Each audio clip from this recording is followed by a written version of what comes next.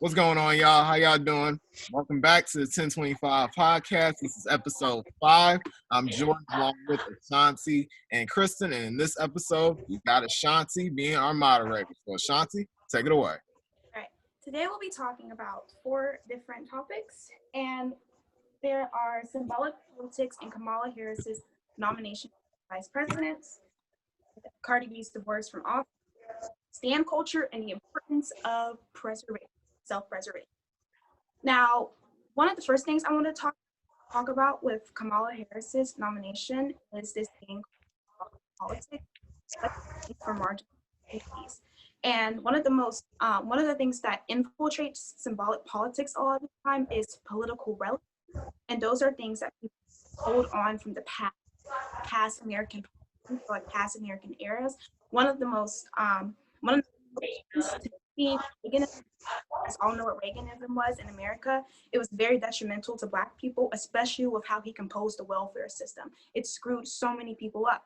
And now we're talking about Trump, people are holding on to these relics, and I feel like it's just a lot of information, and how that information just echoes marginalized communities all. I feel like we're being fed broken promises. Like, not everyone is able to have traditional families. Not everyone is able to get the same wages and whatnot. And I feel like people try and feed people the American dream, but it's just not sustainable for everybody. So when we're talking about this next presidential election, I really need this misinformation to stop. It has to stop. Effective policy change is the key. Misinformation is not. Misleading people is not. So when talking about Kamala Harris's election, I feel like for people, it's very symbolic, but people are also worried about how effective she will be towards policy change. And I wanted you guys to, have you guys seen, like, even in the past or like with this election, symbolic politics play out in a bad way? Definitely, especially during the Obama presidency, because people did see him as, well, he's the first Black president, but because of this, he has to represent for everyone. And because of that, he had to compromise so much. And even they were doing so many filibusters, he can even get a lot of his laws passed. Yeah. Simply just because he was a Black man who was president. Right. And piggybacking off of what Kristen was saying, I do remember when Obama was first elected, a lot of people thought that he was going to kind of be like the savior for Black people in a way. Like, okay, we got the first Black president. He's going to change all the policies. Police aren't going to be killing unarmed Black men. We're going to be, good. We're going to, prosper in this society. And then 8 years later, we can kind of see that didn't really go according to plan, and these problems are still happening. Now, with Kamala, Ms. Harris, I think that she's also, I feel, going to be like that pawn, very similar to how Obama was, where a lot of people are going to look at her to be like, oh, she's going to be the one to help out and, change the community for the better, Yeah, well, firstly, we have to recognize that the Black community's idea of progress is not monolithic. We don't all think the same.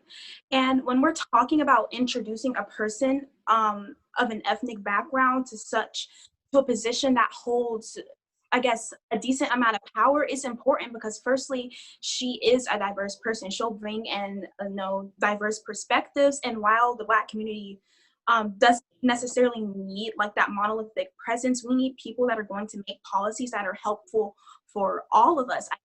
So to me, I don't think it's purely symbolic. I think it's important to have a Black woman be vice president.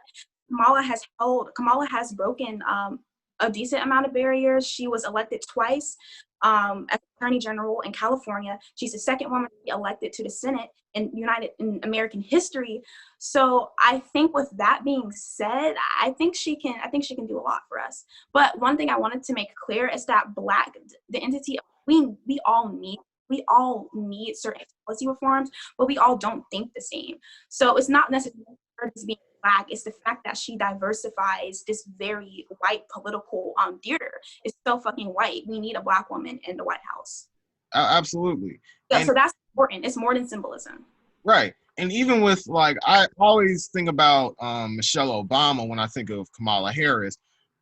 When Michelle and Barack were in office, Michelle Obama had a really good impact when it came to the community, whether it was how kids should be eating food, being more healthy and more active, even with like Obamacare, when Obama introduced it. I feel like I feel like she has the potential to make an impact in the office, even though she is vice president.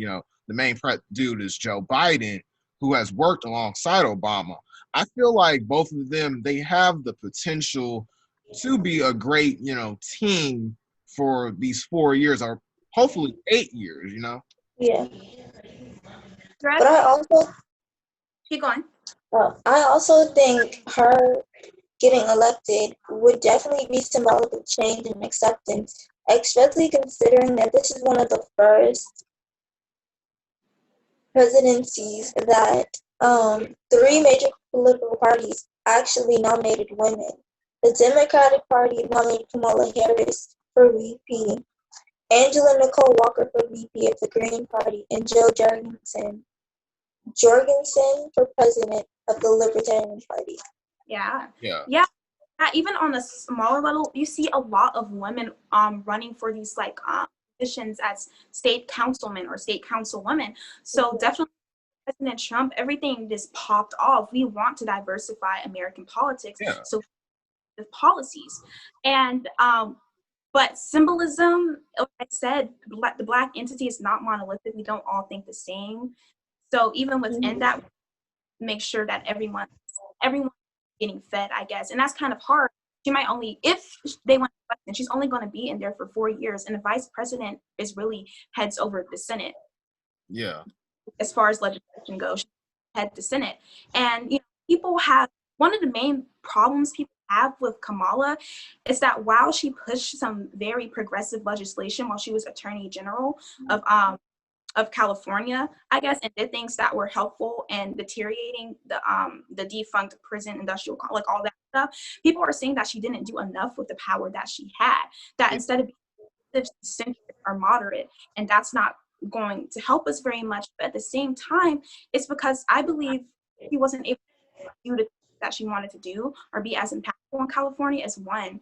I mean, people that look like don't really, I mean, when you're combating like racism and systematic racism, it's going to be hard for you to push impactful legislation because there aren't people that look like you, first of all, and you're having to combat like just a whole different way of thinking, I guess. So we can't expect her to do too much, Right. We can't expect her to be, and I'm sorry to cut you off, we can't expect her to be the savior that we all, want. We can't paint this picture that like Kamala and even Obama were the Black saviors of the Black community. We can't do that because these people are humans just like us, and there are rules and policies that they have to go by as well. They're not all powerful people. Yeah, that's why a lot of people have disconnected with the political system in America, because everything, you feel so separate from it. We expect these people to be able to do a lot more than what they have, but exactly like that, it's all correspondence, and the people that are corresponding with aren't always fight for us, really. So it's just really weird. It's a paradox at this point. We expect her to fight for us, but it's just because the way that the system is, she can't do it and the way that she might want to personally. People, all the other progressives that push out and moderates can't push the legislation. Yeah. But I think we do it because oftentimes we do want to figurehead, someone that looks like us in a position higher than us to do better than us. But that just can't happen if we haven't already taken care and taken accountability of the system. Yeah. Right. And I feel like it's like with Kamala Harris' situation, it's like you can help change the world, but don't try to like start like an uprising, whatever, where everybody feels all superior and, oh yeah, you still got to follow the rules. You're still in the United States of America. Even though that we are going to be united, very few people are going to have more privileges and powers over the rest of the people. The rest of people won't know. And I want to like crap on of everything, I think, like Kristen said, it's very important to see people like you in these high places. It's inspiring, you know. There could be a little girl out there that is inspired by the fact that we would have the first Black woman, you know, vice president. Yeah. So we can't necessarily tear the symbolism up for worth. It's valuable, but at this time, we're talking about effective policy change. Kamala cannot be burdened with entire needs of like the Black diaspora in America, because she's not going to be able to do what we can with how like it functions within itself, the actual function of American government. Forget Right. like this. Forget like the systematic racism that could exist within it. Is like the functions of government. He is vice president. When we're talking about effective policy changes, it's state legislature that you guys are worrying about. It's voting for state councilmen. It's understanding the type of laws that they're going to push. You know, level on local levels. Absolutely. You know? I agree 100% of what you're talking about. Yeah. I guess as far as politics, you know, how it's bad for American politics or anything about Kamala Harris. I think the cons to this is we actually end up leaving a whole lot of systems in place simply just because of the sentimental or historical value to it. Right. And then that makes it to where we cannot further analyze the system. And further reconstruct the system from the ground up. You know what I'm saying? We still have to kind of piggyback off of what people from centuries ago kind of set in place. You know, we can't fully rewrite the Constitution. You know what I'm saying? It's like we can't do none of that. Yeah. I make some pretty good points. So no one else has anything to say?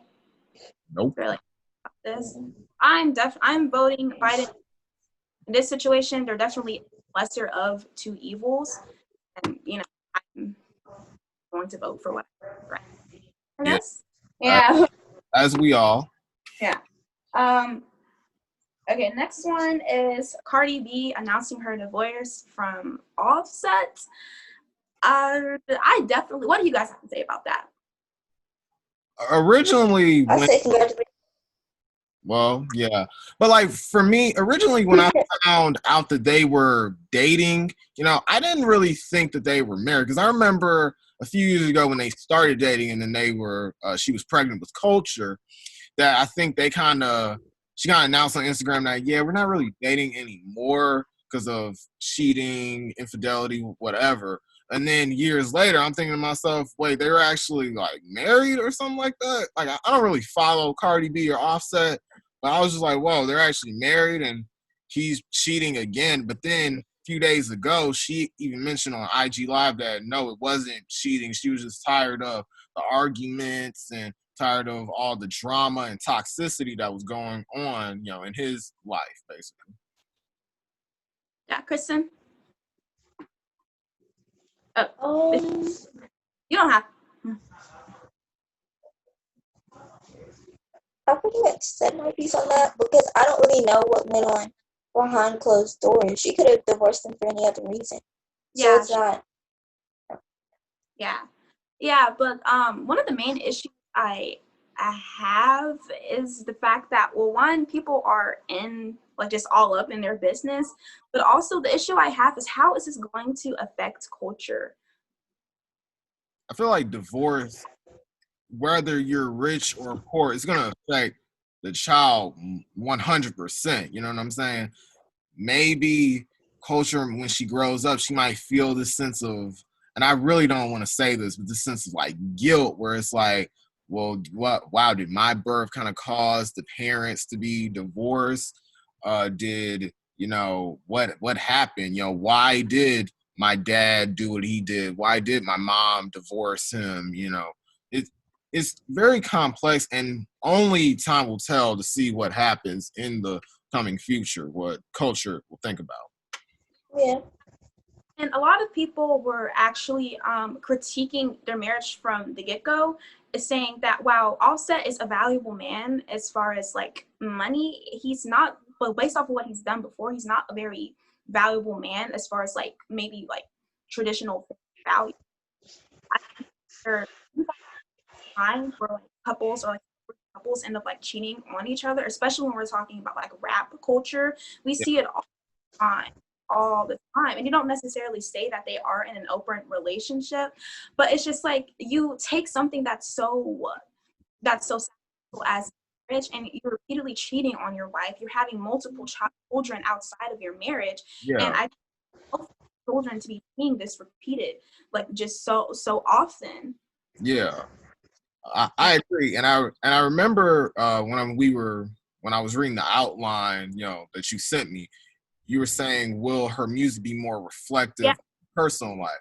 And when I read that question, it reminded me of a lot of albums that kind of touch on certain topics that artists have gone through. The biggest example for me, and I have 4 examples, would be, of course, Lemonade by Beyonce, where it was revealed that Jay-Z cheated on her and she was going to leave him, but then I'm guessing Blue, and then the fact that she had 3 children by him kept them together. Another one would be 808s and Heartbreak by Kanye West, where his mom passed away, and then he broke up with his fiance, and that just caused him to become even more depressed. And that's why he made that album. Another one is My Dear Melancholy by The Weeknd, where Selena Gomez, his then girlfriend, broke up with him to date Justin Bieber, and that caused him to be a little bit more introspective and reflective. All of these albums, the artists were very introspective, and they reinvented themselves from like ground up. And then the last one is Rated R by Rihanna, where this was right after the Chris Brown incident, and this was like a dark period in her life where she had to kind of look at the situation and how this affected her, not just physically, but mentally as well. So I feel like maybe in the foreseeable future, Cardi B's music will be a little bit more introspective, but she might just stick to the braggadocious, I'm the baddest chick in the game, and all that. I feel like it might become a little bit more reflective because divorce is probably just a very stressful time in your life, and she needs an outlet to let it out. So right, and music is that out. Mm-hmm.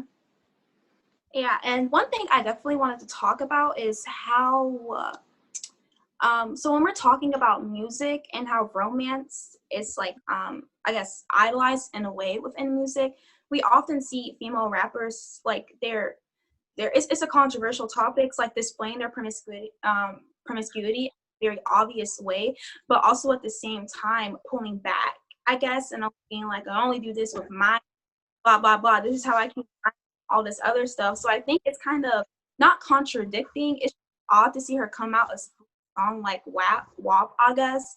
And I forgot what the lyric was. I can't exactly remember, but and then I can't exactly remember, and then to see her get divorced after that, and I don't think I myself could be too convicting of it because her personal life is obviously very separate from her celebrity life. But just to bring up things as like said to Candace Owens, I think she just took an L by getting divorced from Offset too. Right. They had about the whole Candace Owens thing.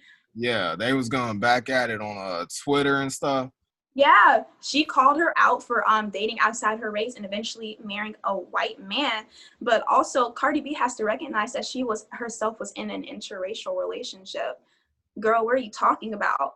I mean, that's me personally, but also at the same time, it just doesn't look good on her to have a man that has cheated on her probably multiple times and to be calling out another woman's what seems to be like very fruitful marriage. Yeah, I'm not all up in Candace Owens' tea. I don't know what her husband is doing. I'm just like, Cardi, stop. Right. Yeah, it was just kind of awkward to me.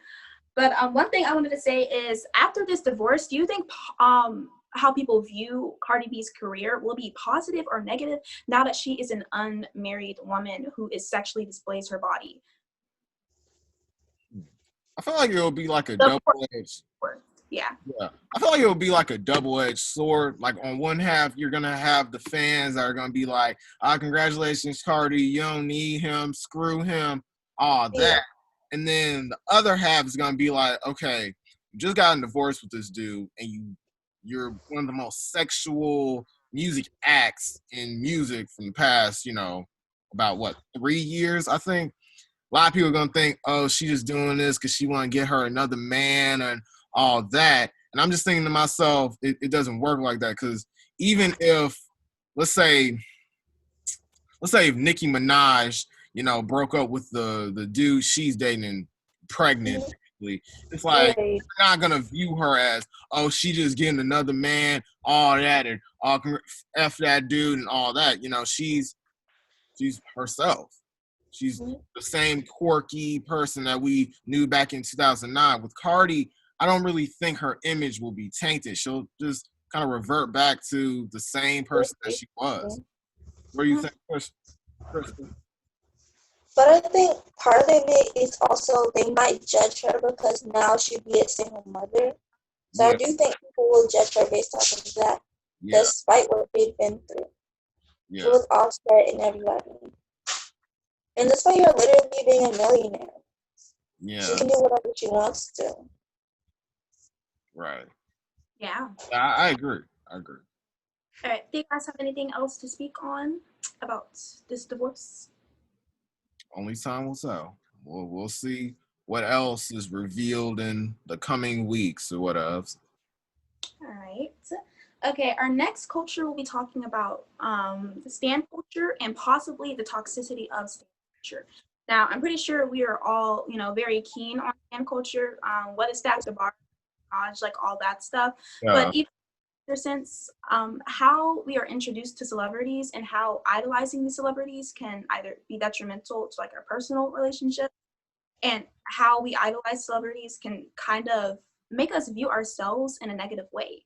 So I wanted to firstly ask you guys, what was the first celebrity that you, I guess, really looked up to or was like very fond of?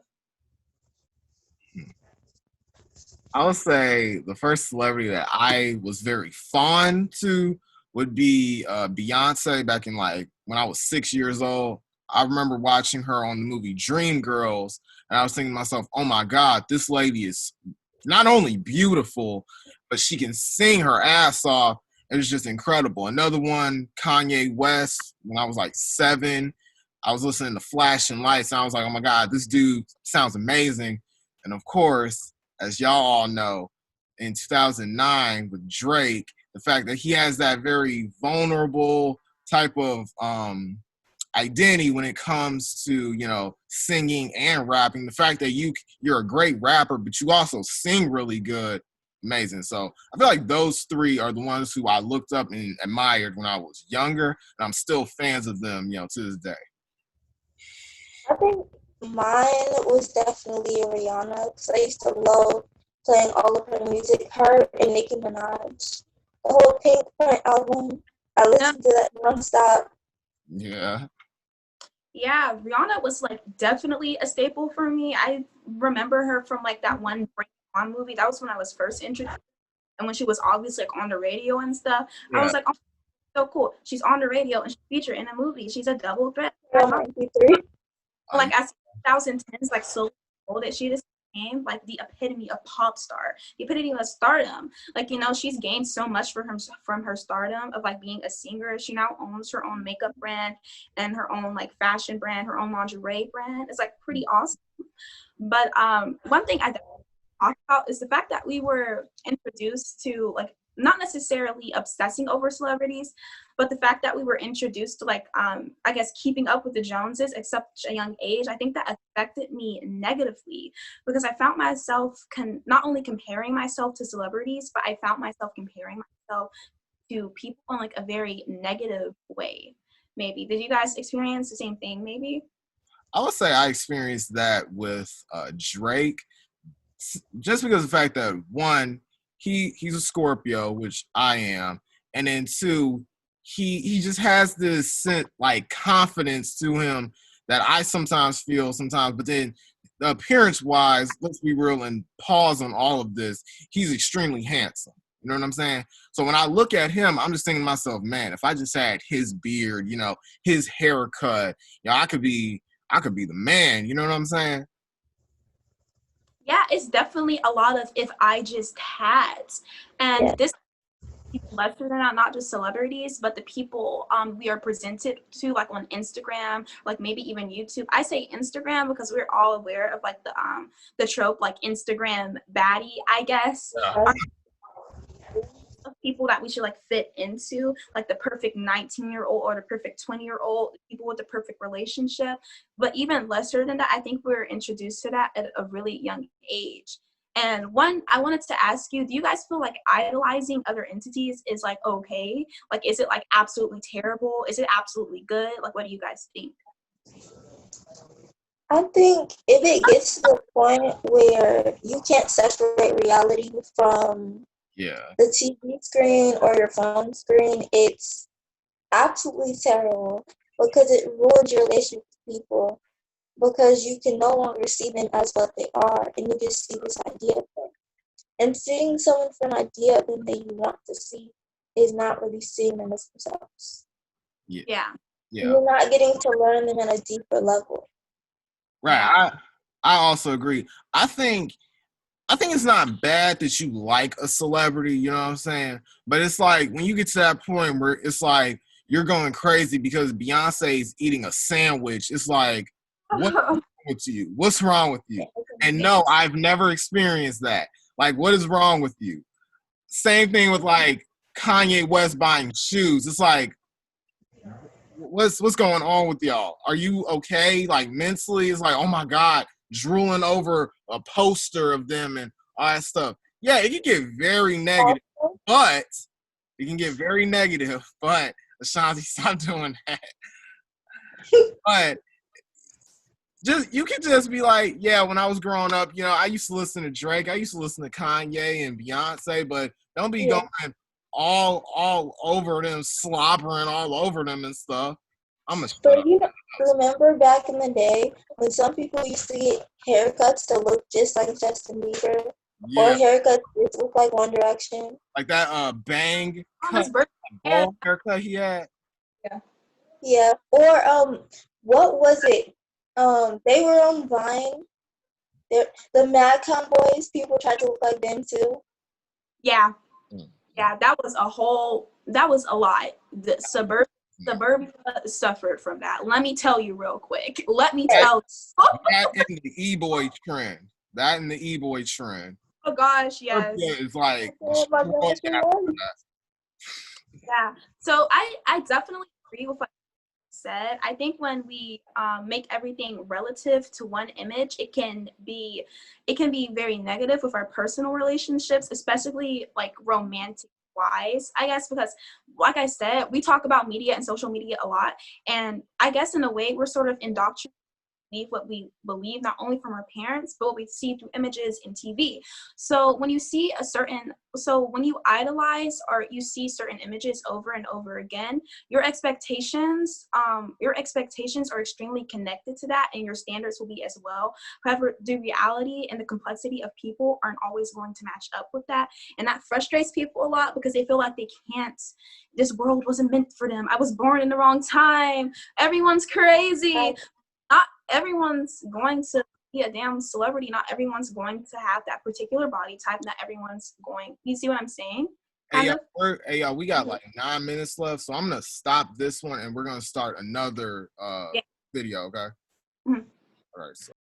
Yeah. Did you want to say? Were you about to say something? No one's about to say something. No. Oh, sorry. But yeah. Oh, I was gonna say what topic we were on. I think we're on the. We're talking about the parasocial relationships. Yes. Wait, is this? I think this still says we have 8 minutes left. So let's try to like get to the fourth topic now. I don't know. Oh, all right. Yeah, but definitely, I personally think that it's negative with your personal relationships if you aren't, like Kristen said, if you aren't able to separate reality from the things that we consume and the images that we consume. Yeah. Now, do you guys agree or disagree? I agree. I agree. 100%. All right. Okay, now our fourth topic is the importance of self-preservation, especially in the context of the racial tension that we are facing right now, and of course, coronavirus. All of these things can be very burdening to a person, and if you don't understand how to diffuse, you will be tired, you will have emotional burnout, you will hate humanity, you'll wish that everything was over. So I wanted to talk to you guys. What do you guys do to preserve yourselves? Sometimes I just don't I really, well, you can go. Oh, you can speak actually. All right, I'm gonna make this quick. So I usually just try not to think about what's going on in the world. You know what I'm saying? Because it's very draining, to be honest with you, extremely draining. But the main thing is, I still try to inform myself of what's going on in the world. You know what I'm saying? I'm not just like unaware of anything. I still want to educate people of what's happening, but don't want that to kind of hold down or burden them to not be themselves in life. That's really it. One thing that I do is I either meditate, read a book, or I pray, because that seems Yeah. tremendously. Yeah. Yes, especially when with our devices, how we're constantly bombarded with information all the time. You're forced to analyze this information that's in front of you. I personally take days where I put my phone on do not disturb, or sometimes when I go to sleep, I'll turn my phone off so I won't immediately look at my phone when you wake up. Because when we see, like, especially when the whole Black Lives Movement thing was going on, and we saw all these Black people over the summer being lynched, maimed, we saw so many repeated incidences of like Black protesters being like killed. You have to put your phone down at one point and tell yourself that this is like everything is everything. These things are happening for a reason, but don't constantly throw yourself in the fire, I guess. Especially for Black people, self-preservation is so very important because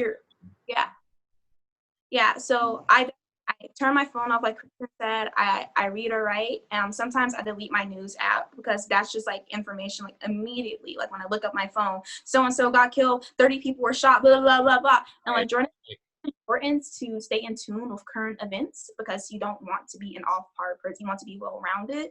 Being well-rounded is just as important as preserving yourself. Yeah, definitely. Mm-hmm. Definitely. Yeah. But was there anything else you guys would like to add to the topic of self-preservation? Nope. Nope. All right. I guess this is the end of our all right. I guess this is a podcast. All right. Bye. All right, y'all. Thank y'all for watching the 1025 podcast. I'm Jordan along with Achonti and Kristen, and we will see you next time. Peace.